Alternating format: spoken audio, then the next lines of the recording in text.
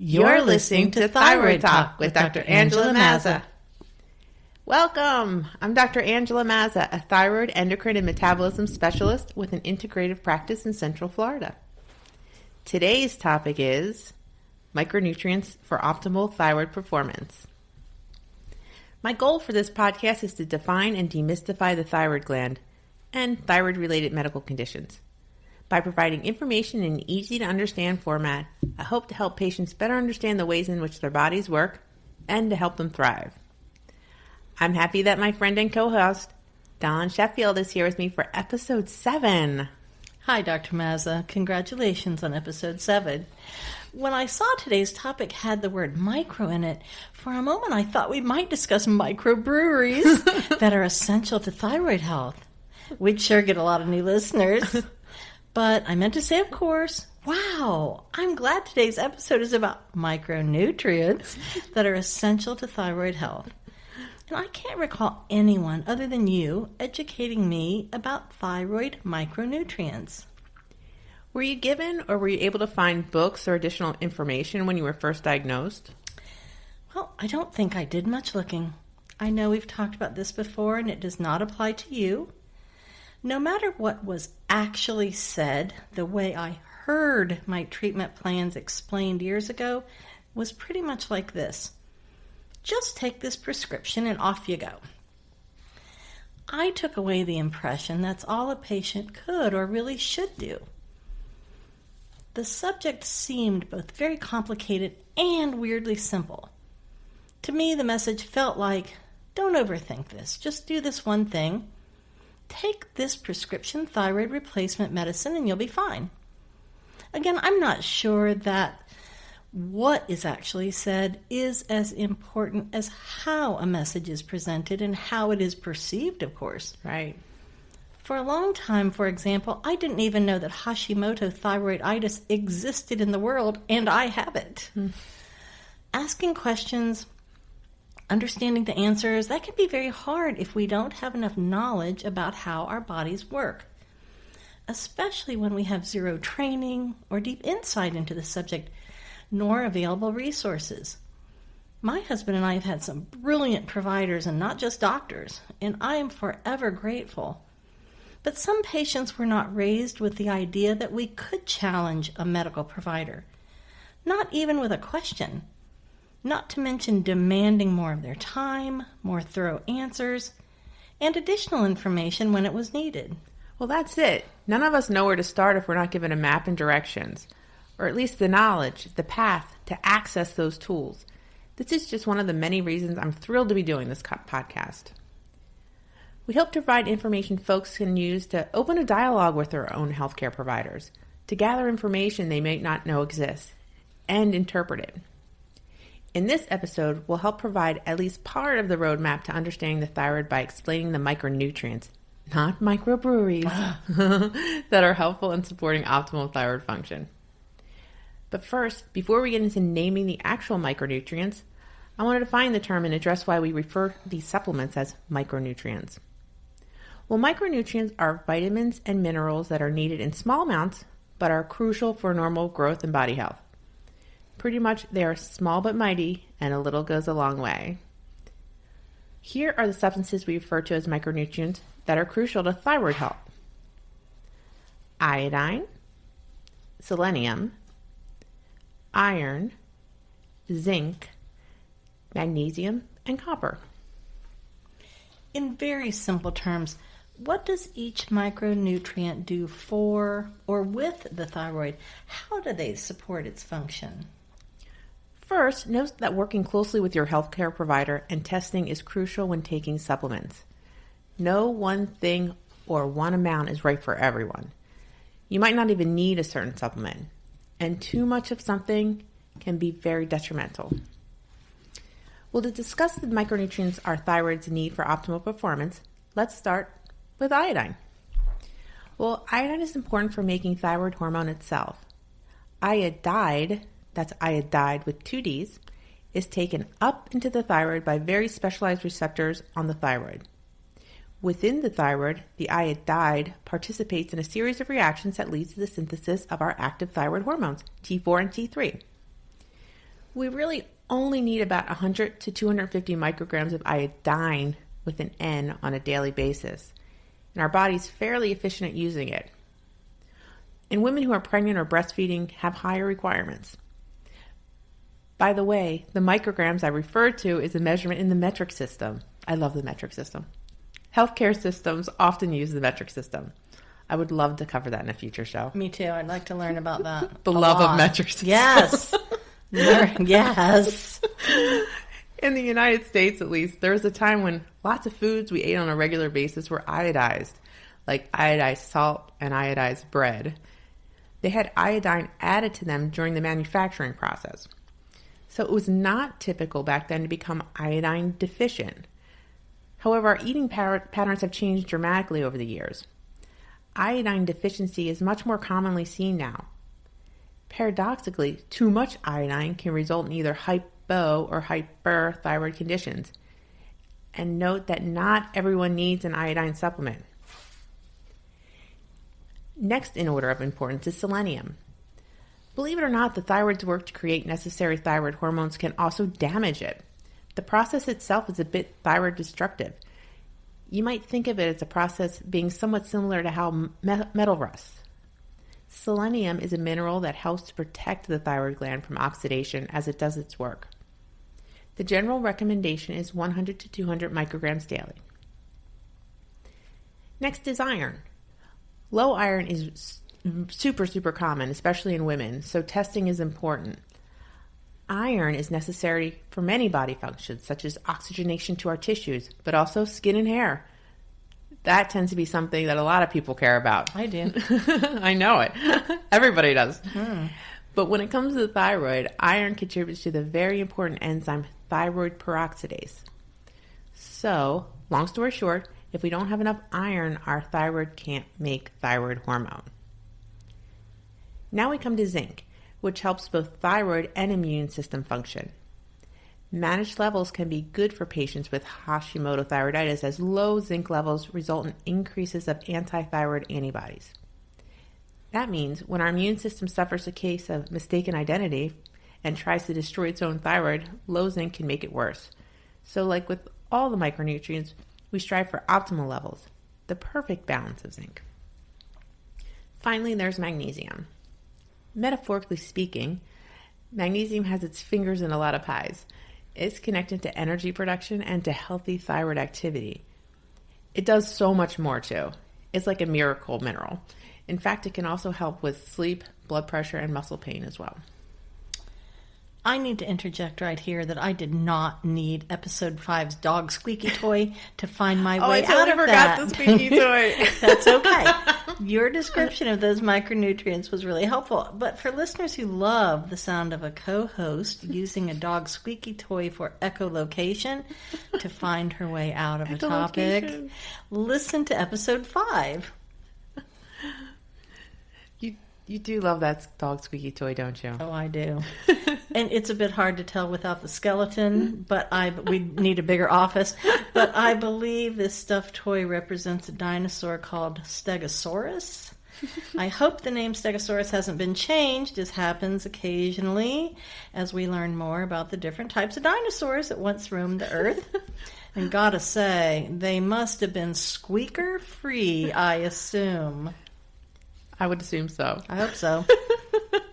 Well, like the variety we find in dinosaur fossils, it also seems there are infinite combination thyroid supplements that offer thyroid support.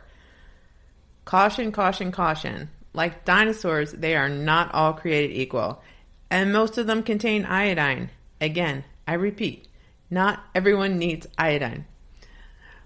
Plus, if you already have thyroid issues, especially autoimmune thyroid disease, that is Hashimoto thyroiditis or Graves' disease, please be very careful with these micronutrient blends.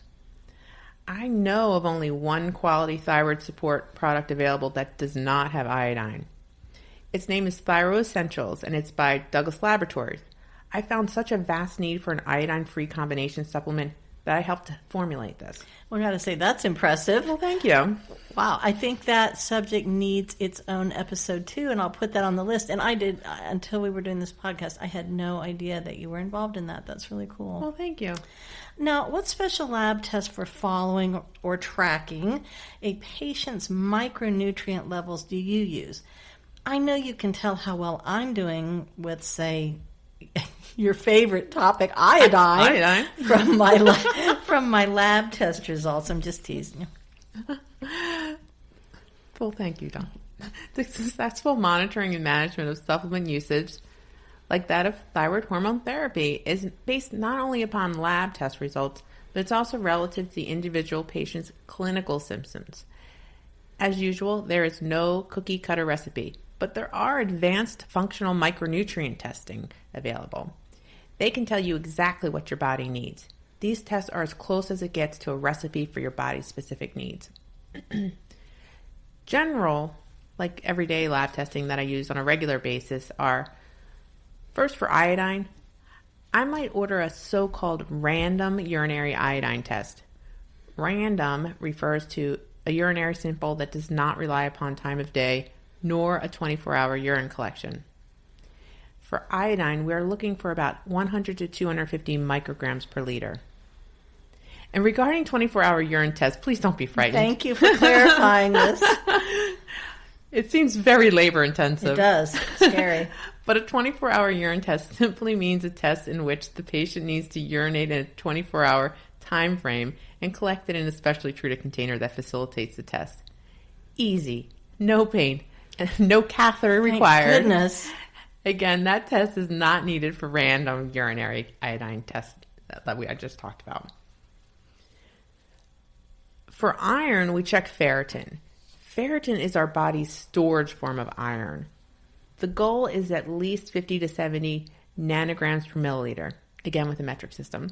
Yay. I'm going to learn it. You would not believe how low some people's iron stores can be. Replacing iron can make a world of difference in how some folks feel in regard to fatigue, for example. For zinc and magnesium, I'd request a zinc RBC test and a magnesium RBC test. RBC stands for red blood cell count. How soon will you check a patient's micronutrient levels after they start supplements, or let's say after they start trying to increase them through their diet? And then how often after that? I'd recommend rechecking micronutrient levels anywhere from 3 to 6 months after a change in supplements. Of course, it's important to always compare the results to how a patient is feeling. Because, for example, I think the best form of magnesium replacement is magnesium glycinate. It's absorbed really well. It's easy on the gut. The goal for the magnesium RBC level is about 6.0. But the clinical maximum dose doesn't matter if that person starts having loose stools. Ugh. If that happens, whatever the RBC level that patient is at, that is their maximum level. Well, I take magnesium glycinate capsules at your recommendation, and it seems it might be easy to confuse magnesium glycinate with other forms of magnesium that are available in some drugstores. For example, or other stores. For example, a friend was recently discussing with me various products some gastroenterologists may ask patients to use prior to a colonoscopy, which might include magnesium citrate to help ensure an empty gut and clear results. So getting magnesium glycinate confused with magnesium citrate could be very problematic. That's yet another reason to work very closely with your provider on precisely which supplements to take, in what form, and how much. When it comes to its effect on the thyroid, if you could only choose one, is there a micronutrient that is the single most crucial to normal thyroid function? And if so, why that one? Oh my gosh, now you're making me choose, right? That's right. Favorites, please. Well, they're all important in many different ways, but probably in order of importance for the thyroid, I would have to say, well, number 1 would be iodine. Okay. Number 2, selenium. And then number 3, iron. These are the micronutrients that are crucial for the raw materials and the functioning machine work of the thyroid. And you know, I love that term, functioning machine work. Thank you. I came up with it on my own. I never thought of it that way. It's interesting. I assume that micronutrient supplements that are taken orally, that is, swallowed, work their magic by being absorbed and digested through the gastrointestinal tract. But, as we discussed in a previous episode, folks with Hashimoto thyroiditis, for example, might have gastrointestinal absorption problems. That is, the dreaded leaky gut. Dun, dun, dun. Oh, thank you. That's great. I know that made it. I think you said in that same episode, I want that sound effect all the time. I think you said in that same episode that capsules and oral solutions are really great for people with that problem. Do you think oral liquid supplementation and or infusion treatments, that is through an IV drip, are the optimal micronutrient delivery systems for those patients? Well, as we all know, maybe not everybody, leaky gut is when the food we eat passes prematurely through the digestive tract, not to the outside of the body, but into the body internal environment, body cavity, without being fully processed or digested. This can cause internal inflammation, and it can mean that crucial vitamins and micronutrients, for example, aren't really being absorbed correctly for the body to use. So the gut isn't so much leaky, not like a gushing faucet you can't turn off. But Thank goodness. that would be bad. But it's really too permeable. Like the difference between a brand new garden hose and one that's been left out for years in the boiling sun. And then snow. And then hot snow again. Hot sun again, rather. It can develop weak, thin spots, so what we eat and drink passes through it, and not the right way. So for someone with leaky gut or a tendency towards it, I recommend certain IV infusions that are supportive for the thyroid, or infusions to specifically replace certain substances, like iron. Iron infusions are a great and fairly quick way to bring up a patient's ferritin levels. So just to recap, you may use a liquid IV solution to entirely bypass the gut, and thus the infusion goes straight into the bloodstream. Yes. Whatever we really take in for digestion as far as supplements, we only get maybe 30% of that digested and used by the body. Warning, do not try and make up for that by taking 3 times more. That's not how supplementation works. In contrast, IVs are 100% taken up for the body for use. Now, if someone is taking other medications, say cholesterol or blood pressure meds or blood thinner maybe, can they negatively impact the micronutrient supplements that a patient is taking? In other words, can those medicines negatively impact the micronutrient supplements? Yes, that's true. There's like a laundry list of prescription meds that can drain the body of crucial micronutrients. One common prescription is metformin. Metformin is a medicine that's used for diabetes pretty commonly, but it can cause vitamin B12 deficiency that can be quite severe and cause really bad nerve pain. Well, my understanding is that it can be done, but that it can really be a challenge getting all the micronutrients and other nutrition we need through our diet alone. Is that correct? That is correct. It can be challenging, but it can be done, and it would involve some real meal planning, of course. That's not my best skill. Aww. I work at it. I have to work at it. It's a process. It is. It's all a process. Do you think getting our nutrition through food is preferable? I'm thinking about how I'd likely never get enough of certain nutrients from my diet alone. And is that typical of an American diet? Yeah, that's pretty typical. Have you heard of the SAD diet? It's the standard American diet. Sad indeed. And no, I'd not heard of the SAD diet. I feel sad just hearing about it right now. Mind blown. Wow. I have to confess, I once knew the fried foods, biscuits, sugar, and pie diet real well, though, and I was pretty sad about giving up that diet. So recently a friend who has 0 thyroid trouble told me she takes so many supplements she does not want to take even one more capsule for anything. Not even probiotics. Not even probiotics? No. She was very certain of her limits.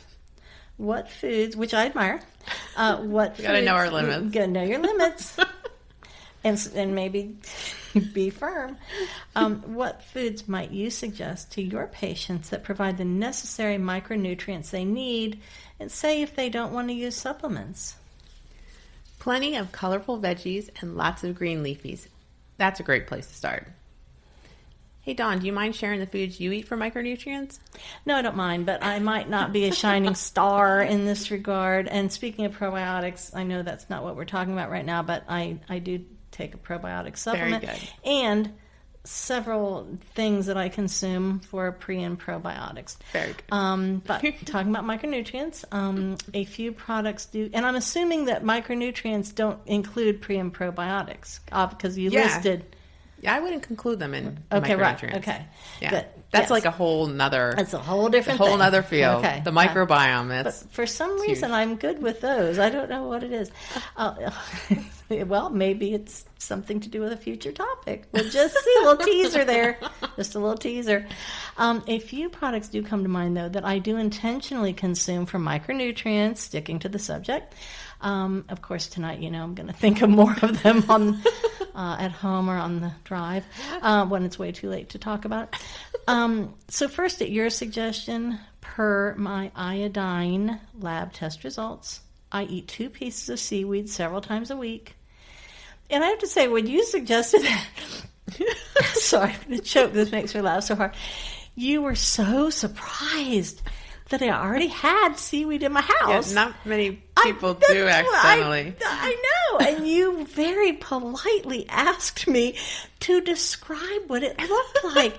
And I remember your face, your eyes were really wide. And I thought, I am really surprised. I thought to myself, I was just so surprised that you didn't seem to know what it looked like and needed me to describe it to you. I felt so special. I felt so smart.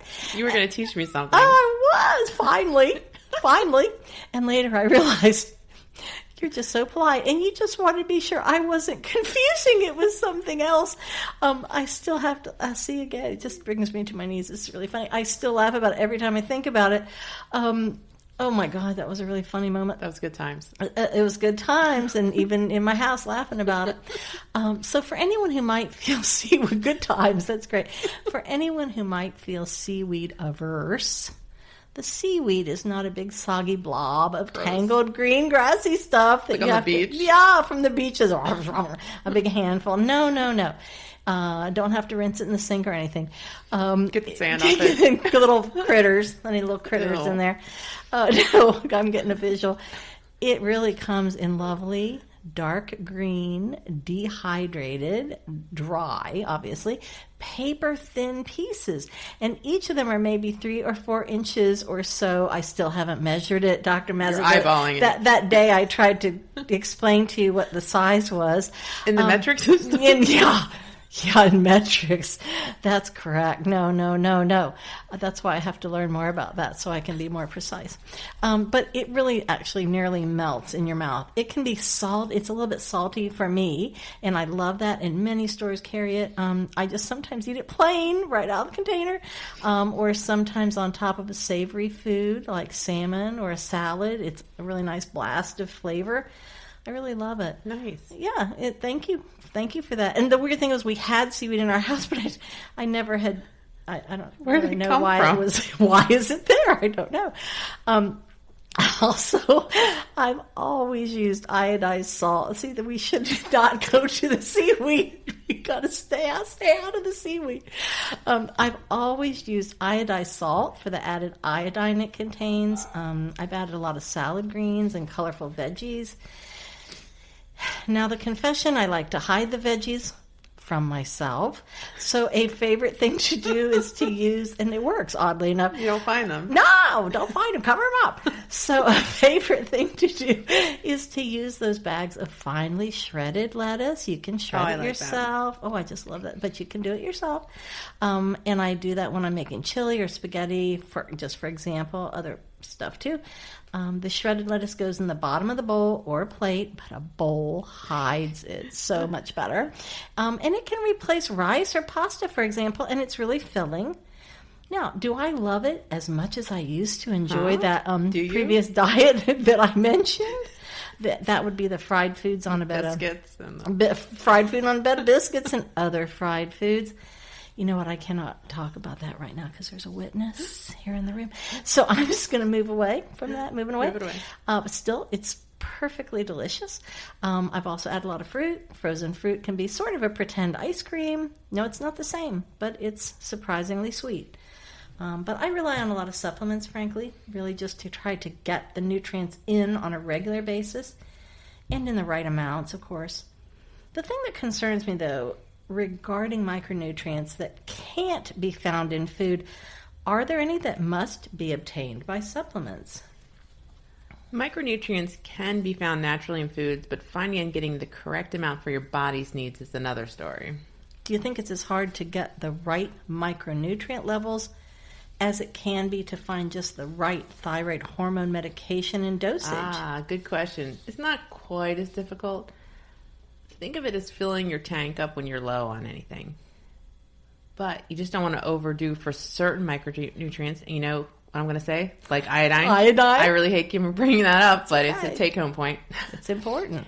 As we mentioned in this episode 6, this season, every person's medical needs and situations are unique.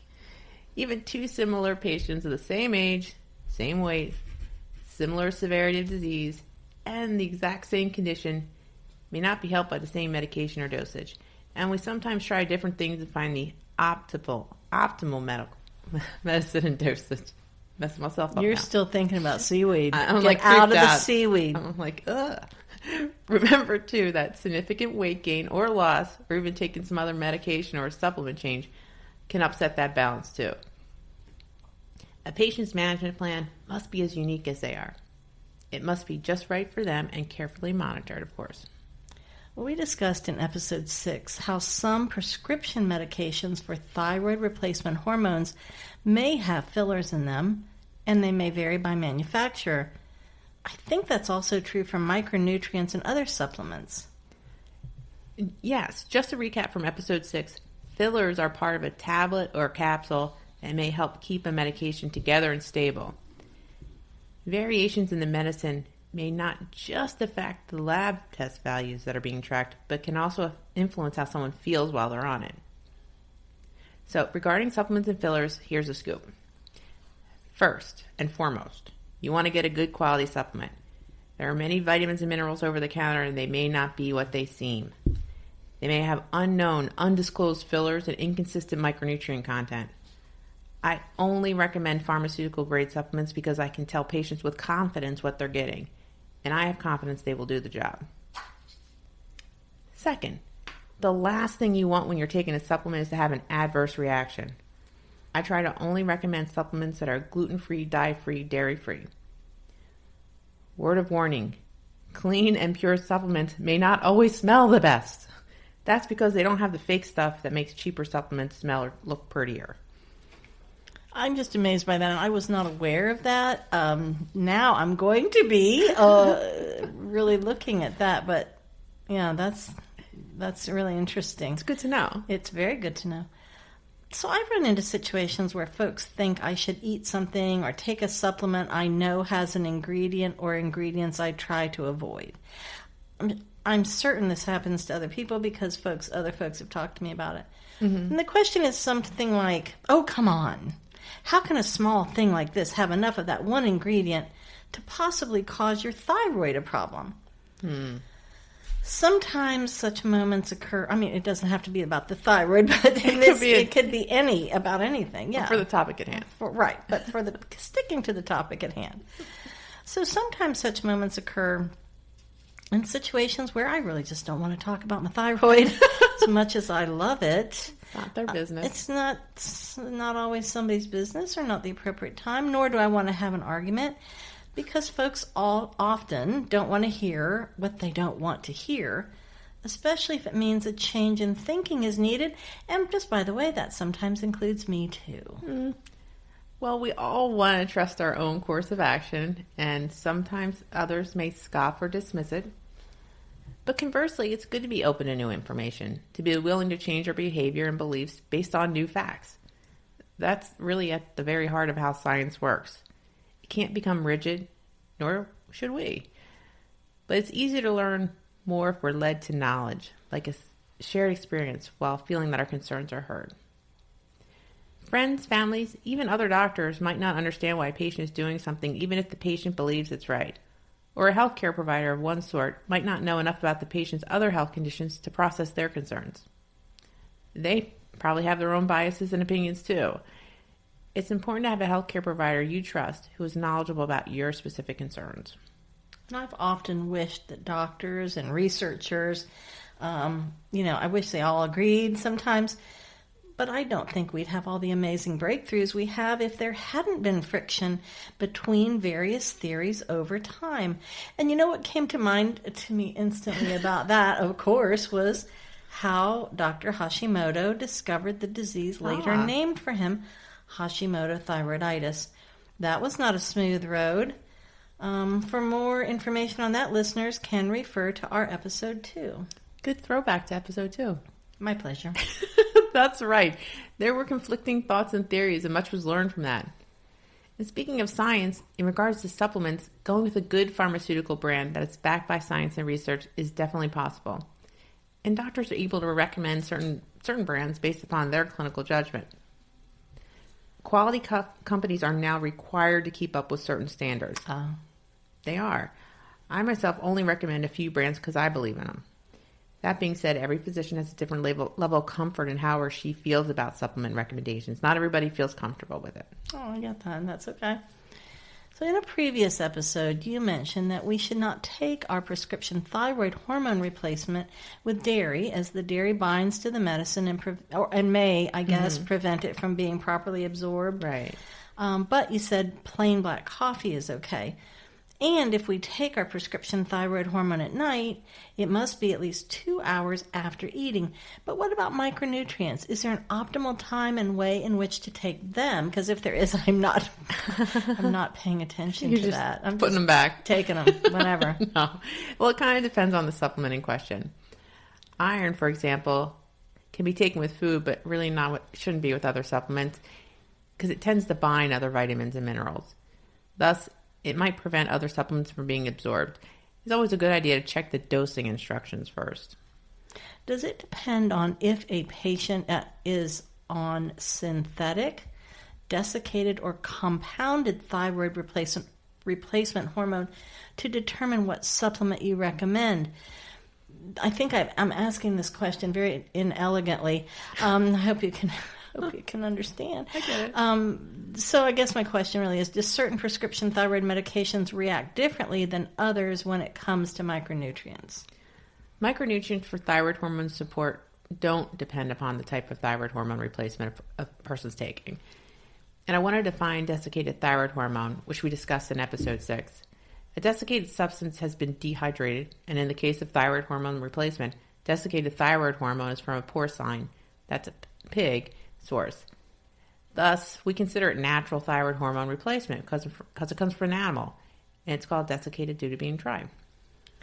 In episode 6, we discussed how an unrecognized infection, a toxin exposure, or maybe inflammatory meal planning can all affect thyroid hormone replacement's efficacy, that is, how effective it is. Is that true of supplements too, and how our bodies can use them? Good question. Underlying issues like infections or toxins, or really anything inflammatory, are going to drain our body's antioxidants, like B vitamins and glutathione, more quickly. That makes supplement replacement needs even higher. Thanks for reminding me, Dawn. We have to devote a future episode or part of an episode to detox for thyroid health. And I just put that on our massive and ever-growing future topics list. It threatens to topple over. It's really big, getting big. It's getting a little ominous. And that's okay. No, not. It's exciting. Not ominous. And I am happy to take credit for reminding you, but I got to say, in the service of full disclosure, that was totally accidental. Oh, it was a happy accident. Yes, it was. It really was. Well, I hope this discussion on the micronutrients that are crucial to thyroid performance was helpful. Let us know. In our next episode, we're going to cover leaky gut. Dun, dun, dun. That's great. Excellent. I wanted to do this podcast to provide life-saving education and encourage folks to see a doctor in time to prevent or minimize damage. That's deeply fulfilling. I enjoy helping folks understand how all aspects of their lives are tied to both thyroid and overall health. As always, my goal is to help us live more fulfilling lives by taking control of our health and thus feeling our best. In fact, that's why I went into endocrinology. It's a medical art that combines science, the study of our lives, and all that they encompass.